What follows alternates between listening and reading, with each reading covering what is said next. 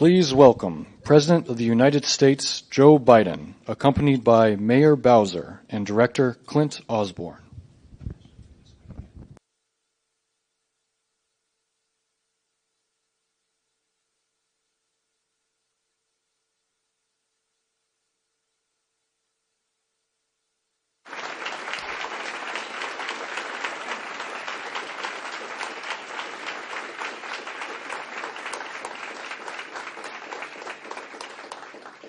Well, good afternoon, everyone. We are honored to welcome President Joseph Biden to the district's Emergency Operations Center. We call it the EOC. We just came from a briefing with the President and members of his cabinet on extreme weather. And I want to recognize and thank Secretary Mayorkas, who has been with us here at the EOC when we opened it in 2023. This state-of-the-art facility was built with the President's help with a $7.5 million grant from DHS. I want to thank all of the members of the EOC team that you see behind us, Mr. President. They work daily with partners across the district to keep us safe. We have activated this EOC more than 24 times since opening last year. I've had to declare 34 heat emergencies. And as we know and we've been briefed on today, they're happening earlier and lasting longer. In the middle of a heat emergency, for example, last year, this EOC responded to Canadian wildfires and the impacts of those fires on our city. A month later, we activated again when we had a short but devastating storm in a part of D.C. And we're seeing more and more of the heat. The heat is more extreme. The rain is more severe. And in the winter, we're also seeing swings of one extreme to the other. We are proud, Mr. President, to work with you, and because of your bipartisan infrastructure law, D.C. will receive over $3.5 billion to upgrade our infrastructure so that our city is more resilient. We know that this is the hard work of government. The quality of our lives and our children's lives depend on this work, and our future depends on this work. And we know that with the leadership of the Biden administration, we'll get this right. Ladies and gentlemen, our President, Joe Biden.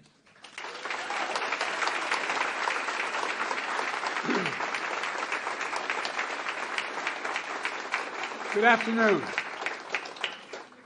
Now, if my father were here, he's looking down, he'd have to turn and say, I apologize for my back.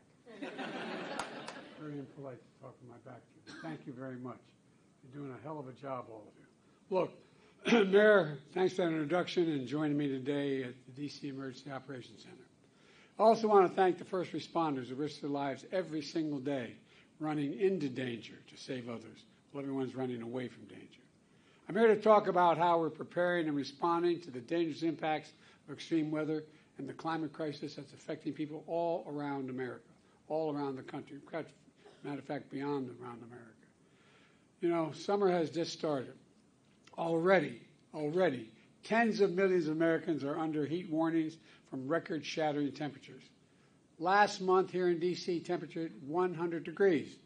In Phoenix, Arizona, 112 degrees. In Las Vegas, 111 degrees. Above normal temperatures also are expected for much of the country in July, especially in central and eastern United States. Extreme heat. This is, I think, going to surprise a lot of people, not you all. But extreme heat is the #1 weather-related killer in the United States. More people die from extreme heat than floods, hurricanes, and tornadoes combined. Say that again. Combined, more people die from heat than those three other major issues. And look, right now we're also tracking Hurricane Beryl, which is passing through the Caribbean. It's the earliest time ever a dangerous Category 5 hurricane has been recorded in American history. People impacted islands and communities are in our prayers, and we stand by to provide assistance to them. Look, extreme weather events drive home a point that I've been saying for so long. Ignoring climate change is deadly and dangerous and irresponsible. These climate-fueled extreme weather events don't just affect people's lives, they also cost money, they hurt the economy, and they have a significant negative psychological effect on people.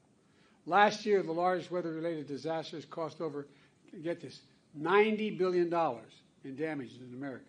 $90 billion in damages. That's the cost so far, last year. They drove nearly 2.5 million people out of their homes, from Hawaii to Vermont. These events also pose serious threats to our nation's transportation system, to our power grid, farms, fisheries, and forests. In each case, costing lives and costing money. And the impacts we're seeing are only going to get worse, get more frequent, more ferocious, hitting our most vulnerable people in the most hardest hit communities in the world. Look, we can change all that. It's within our power. That's why today I'm announcing 5 new actions my administration is taking to address extreme weather, including heat and other hazards.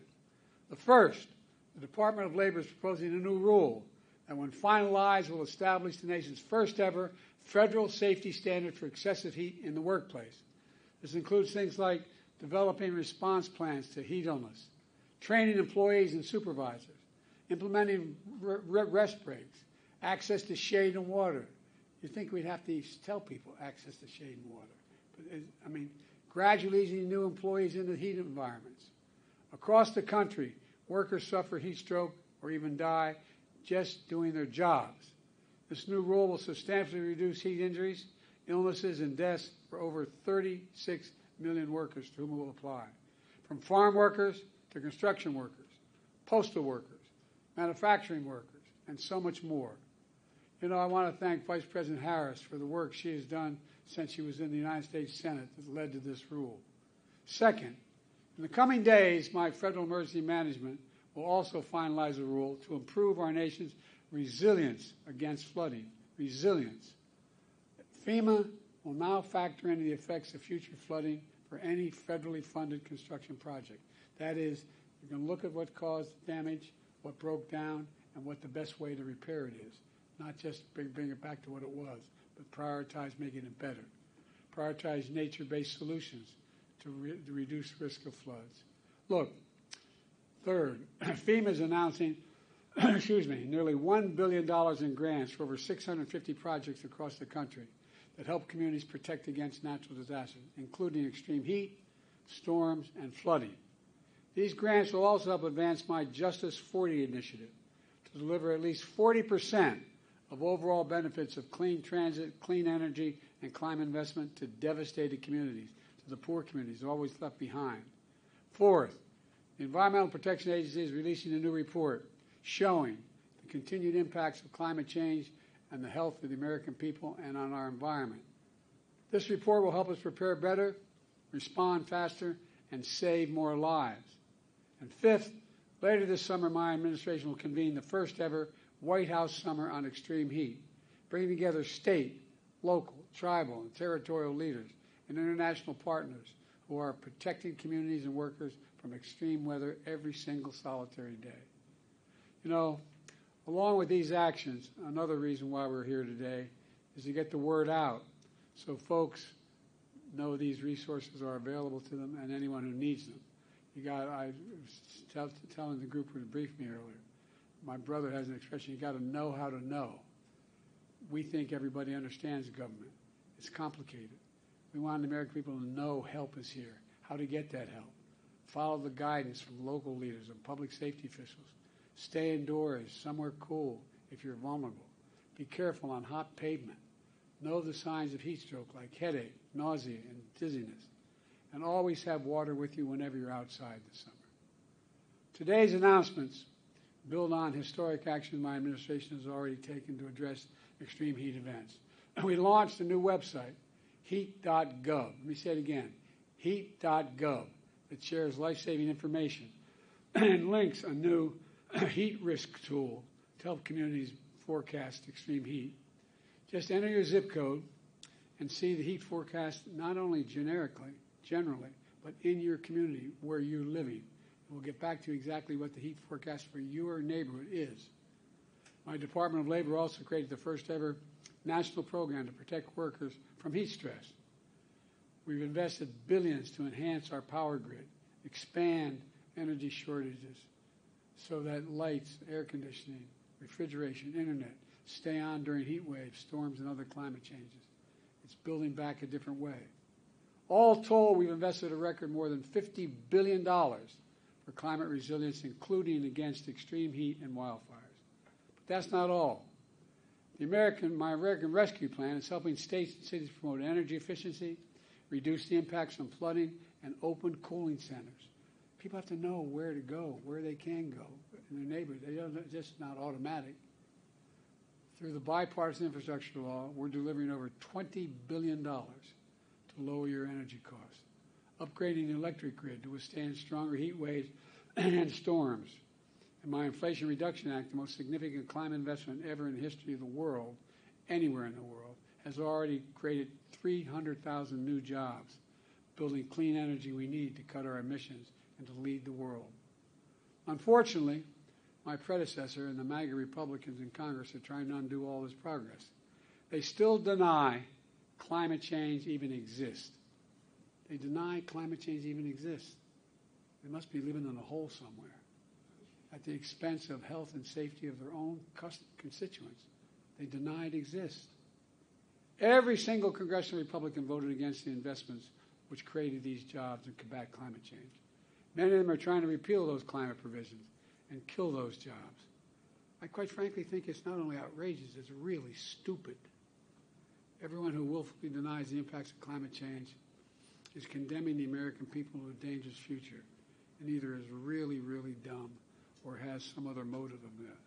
How can you deny there's climate change, for God's sake? Let me close with this. When disaster strikes, there are no red states or blue states. I've demonstrated that. I said no matter whether you vote for him or not, everyone's going to get treated fairly. They're just communities, not red communities, blue communities. They're just communities. Families looking for help. And my administration is going to be there for you every step of the way. We just have to remember who we are, for God's sake. We're the United States of America. The United States of America, there's nothing beyond our capacity if we work together. So God bless you all. We're just getting started here, man. I'm confident we're going to get this done.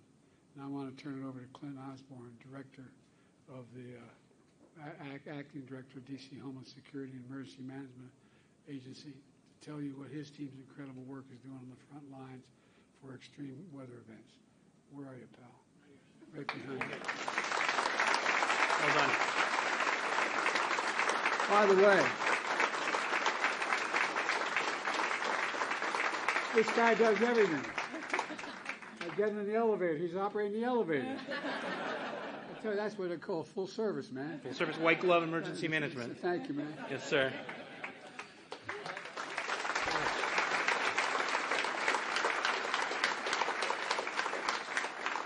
Thank you, Mr. President. Good morning. I'm Clint Osborne, Acting Director of the District of Columbia's Homeland Security and Emergency Management Agency. I'm honored to welcome you, Mr. President, and members of your administration, as well as Mayor Bowser and members of her administration, to the District's Emergency Operations Center, or EOC. Here at HCEMA, we have more than 120 staff members who work every day to ensure the health and safety of our district residents, businesses, and visitors. You'll also see around us partners, hundreds of partners that we have at the state and local and federal level who come to this center to make sure everything works during emergencies. During an emergency or disaster, our team also works to disseminate timely life safety information to help residents make informed decisions for themselves and their families. And I think you've given us new guidance to make it clear, crisp, and to meet people where they are. We've activated, as Mayor Bowser said, our EOC more than 25 times in the last 2 years for emergencies ranging from heat waves and hurricanes to hazardous air quality incidents because of wildfires. Without the support of dozens of district and federal partners, we wouldn't be able to accomplish our mission and serve our community. I'd like to take this opportunity, Mr. President, to introduce you to just a few of the folks who make up the district EOC team.